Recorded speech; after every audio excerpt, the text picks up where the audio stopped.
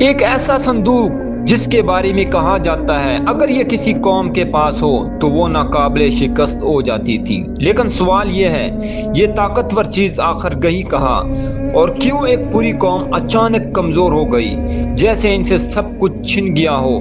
یہ کہانی ہے ایک ایسے مقدس صندوق کی جسے تاریخ میں تابوت سکینہ کہا جاتا ہے۔ بنی اسرائیل کے پاس یہ صندوق ایک نشانی تھا۔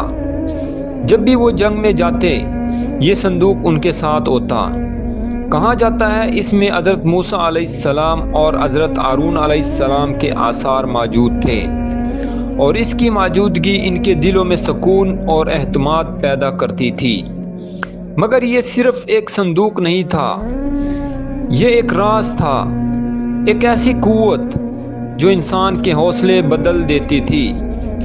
لیکن وقت کے ساتھ بنی اسرائیل نے نافرمانی شروع کر دی، ان کے اندر اختلاف بڑھ گیا، ایمان کمزور ہو گیا، اور پھر وہ ہوا جس کا کسی نے تصور بھی نہیں کیا تھا۔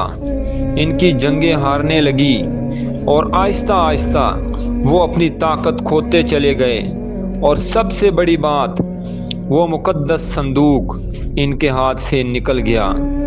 دشمن نے موقع دیکھا اور ایک بڑی جنگ میں وہ صندوق ان کے قبضے میں آ گیا۔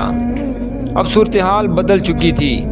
جس قوم کے پاس کبھی سکون تھا اب وہ خوف میں ڈوب گئی، اور دشمن دن بدن طاقتور ہوتا چلا گیا۔ لیکن پھر تاریخ میں ایک عجیب واقعہ پیش آیا۔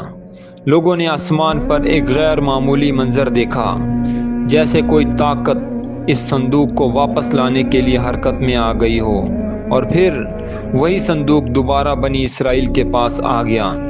لیکن سوال یہ تھا، یہ کیسے ہوا اور کیوں ہوا؟ یہ صرف ایک صندوق نہیں تھا، بلکہ یہ اللہ کی طرف سے ایک نشانی تھی جو انسان کو یہ یاد دلاتی تھی کہ اصل طاقت ایمان اور اطاعت میں ہے۔